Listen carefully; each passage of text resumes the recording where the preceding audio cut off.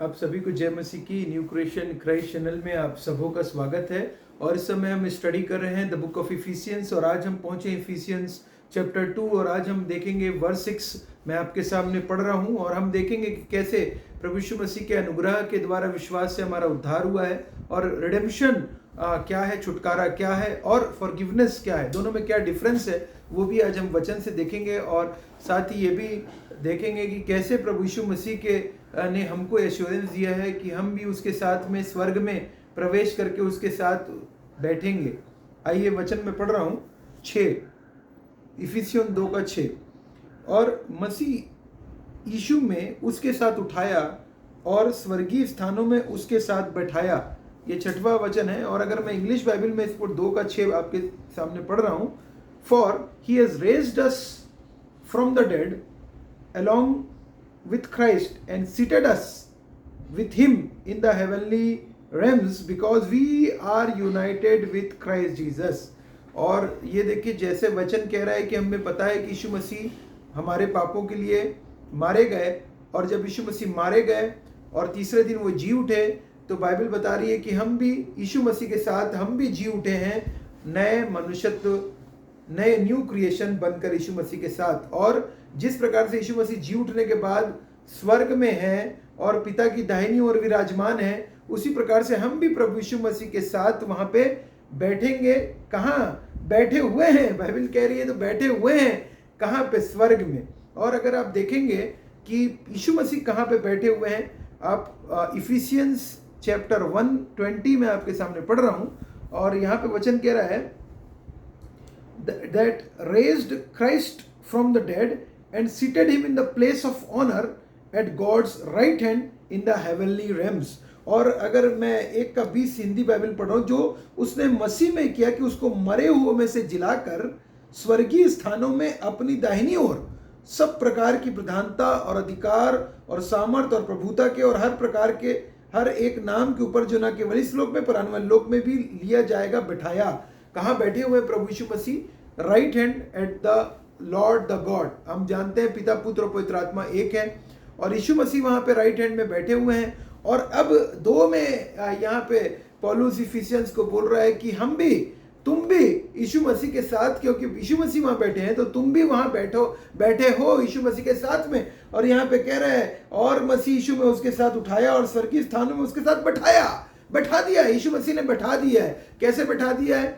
अगर आपने जिस दिन विश्वास किया उस दिन यीशु मसीह का अनुग्रह आपके साथ हुआ और उसी दिन आपको बैठा दिया। कहाँ? यीशु मसीह के बाजू में, यीशु मसीह के राइट हैंड में। और बाइबल कहती है ना, वो कहेगा अपने राइट हैंड वालों से मेरे दाहिने बैठ जाओ, और जो उनके उसके लोग हैं, और अलग करेगा यीशु मसीह भेड़ और बकरियों को अलग अलग करेगा।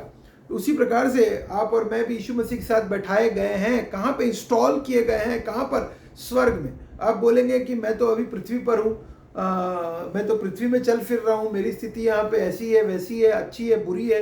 दैट डजेंट मैटर, क्योंकि हम लोग सेल्वेशन को, उद्धार को खरीद नहीं सकते। उद्धार एक परमेश्वर का गिफ्ट है जो अनुग्रह के द्वारा हमें मिला है। बाइबल कह रही है क्लियरली यहाँ पे कि अनुग्रह से तुम्हारा उद्धार हुआ है, तुम्हारे कार्यों के द्वारा नहीं। 5:2 का दूसरे में ही कह रहा है, जब हम अपराधों के कारण मरे हुए थे तो हमें मसीह के साथ जिलाया, अनुग्रह ही से तुम्हारा उद्धार हुआ है। और अगर आगे देखें तो कह रहा है क्योंकि विश्वास के द्वारा अनुग्रह ही से तुम्हारा उद्धार हुआ है, यह तुम्हारी ओर से नहीं वन परमेश्वर का दान है।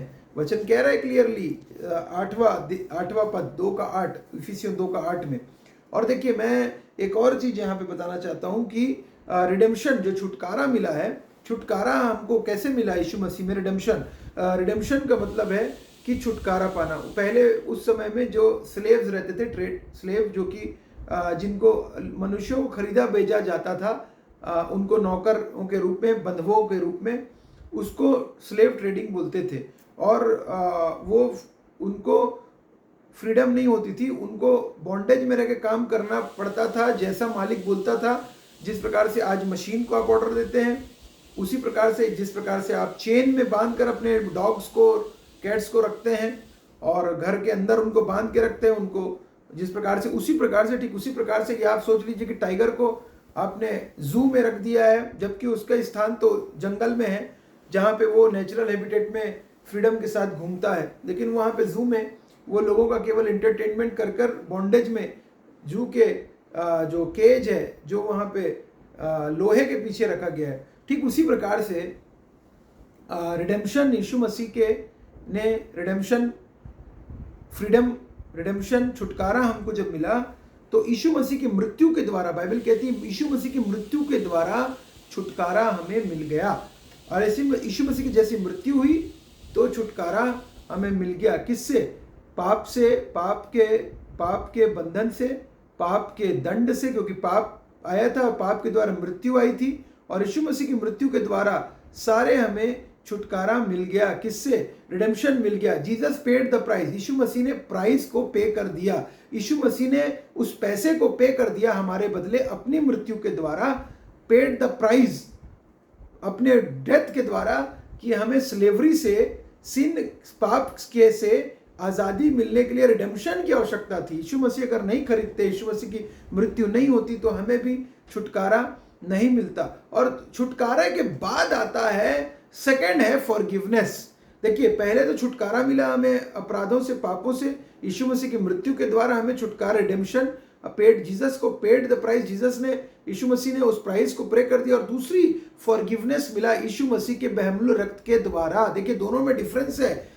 जब भी छुटकारे, फॉरगिवनेस की बात आती है, जब भी क्षमा की बात आएगी, फॉरगिवनेस की बात आएगी, वहां लहू बहाया जाना इंपॉर्टेंट रहेगा। क्योंकि अगर आप इब्रानियों में अगर आप देखेंगे, इब्रानियों में अगर आप इब्रानियों 9:22 देखेंगे, बिना लहू बहाए पापों की क्षमा नहीं मिल सकती, बिना लहू बहाए पापों की क्षमा नहीं हो सकती। और अगर आप पुराना नियम पढ़ेंगे तो आपको पता चलेगा कि जो भी पशु, परमेश्वर ने पशु और पक्षी निर्धारित किए थे कि उनके लहू के बहने के द्वारा पापों की क्षमा मिलेगी। फॉरगिवनेस ऑफ सिंस, केवल पापों की क्षमा लहू के बहाए जाने के द्वारा ही हो सकती थी। इसीलिए यीशु मसीह के लहू के द्वारा, यीशु मसीह के लहू बहने के द्वारा हमें पापों की क्षमा मिली है। और that is the biggest difference between redemption and forgiveness. छुटकारा और फॉरगिवनेस, क्षमा के बीच में यही डिफरेंस है। और उसके बाद जाकर हम लोगों को उद्धार मिला, सैल्वेशन मिला, परमेश्वर की ओर से विश्वास करने के द्वारा अनुग्रह से प्राप्त किए। लेकिन यीशु मसीह का अगर लहू नहीं बहता तो हमें छुटकारा नहीं मिलता। यीशु मसीह का उसके लहू के द्वारा धर्मी ठहरे हैं। अगर आप रोमियो 5, मैं आपके सामने रोमियो, आप पढ़ दीजिए, रोमियो 5 का 9 अगर आप पढ़ेंगे तो आपको 5 के 9 में बाइबल कहती है क्लियरली, मैं आपके लिए पढ़ दे रहा हूँ 5 का 9। यहाँ पे बाइबल कह रही है, अतः जबकि हम उसके लहू के कारण धर्मी ठहरे तो उसके द्वारा परमेश्वर के क्रोध से क्यों ना बचेंगे। यहाँ पे बाइबल क्लियरली कह रही है उसके लहू के द्वारा, अतः जब हम विश्वास से धर्मी ठहरे तो अपने यीशु मसीह के द्वारा परमेश्वर के साथ मेल रखें और लहू के द्वारा धर्मी ठहरे। और अगर आप 3 भी देखेंगे, रोमियो 3 का 24-25 पढ़ देंगे, परंतु उसके अनुग्रह से उस छुटकारे के द्वारा जो मसीह यीशु में हैसियत में धर्मी ठहराए जाते हैं, और परमेश्वर ने उसके लहू के कारण एक ऐसा प्रायश्चित ठहराया जो विश्वास करने से कार्यकारी होता है, कि जो पाप उसके पहले किए गए और जिन पर परमेश्वर ने अपनी सहनशीलता कारण ध्यान नहीं दिया, उनके विषय में अपनी धार्मिकता प्रकट करें। और ये देखिए, लहू कार्यकारी कब होता है? यीशु मसीह का लहू तो सबके लिए बहाया गया, यीशु मसीह का अनुग्रह तो सबके लिए आया, लेकिन कार्यकारी तब होगा जब आप विश्वास करेंगे कि यीशु मसीह मेरे पापों के बदले में मारे गए, गाड़े गए और जी उठे हैं। जब ये विश्वास करेंगे तब हमको हमारे अपराधों से, गुनाहों से छुटकारा हमें तभी मिलेगा। तो छुटकारा और उद्धार हमें मिलेगा। उद्धार के लिए आपको रास्ते से होकर जाना पड़ेगा। वो रास्ता है रिडेम्पशन और फॉरगिवनेस का रास्ता है, और जीसस ऑलरेडी डिड इट। विश्वास के साथ कोई भी जो कोई इस पर विश्वास करे वो नाश ना हो परंतु अनंत जीवन पाए, बाइबल कहती है। और अगर हम लोग इस बात को अगर हम लोग देखेंगे, बाइबल कहती है क्लियरली कि हमारा उद्धार के विषय में बहुत सारी बातें आप सुनते हैं, पढ़ते हैं, लेकिन याद रखिएगा, बिना लहू बहाए पापों की क्षमा नहीं मिल सकती थी, और यीशु मसीह ने वो लहू बहाया है। और पहला यूहन्ना 1 जॉन में भी यहाँ पे क्लियरली बोलता, पहला पतरस 1:19 पहला पतरस 1:19 में भी बाइबल कह रही है, पहला पतरस 1:19 में मैं आपके सामने पढ़ दे रहा हूं, पर निर्दोष और निष्कलंक मेमने अर्थात मसीह के बहुमूल्य लहू के द्वारा हुआ। क्या हुआ? उद्धार आपका और मेरा मसीह के बहुमूल्य रक्त के द्वारा निष्कलंक मेमना बनकर, निर्दोष मेमना बनकर आए, और इसीलिए मानव जाति को उद्धार मिला और हमको सेल्वेशन मिला, अनंत जीवन मिला, और हम परमेश्वर के साथ बैठाए गए हैं, सीटिंग किए गए हैं परमेश्वर यीशु मसीह राइट हैंड, और यीशु मसीह के राइट हैंड में हम लोग यीशु मसीह के साथ बैठे हैं। आप सबों को परमेश्वर बहुत ऐसे आशीष दे। आप सबों को जय मसीह की।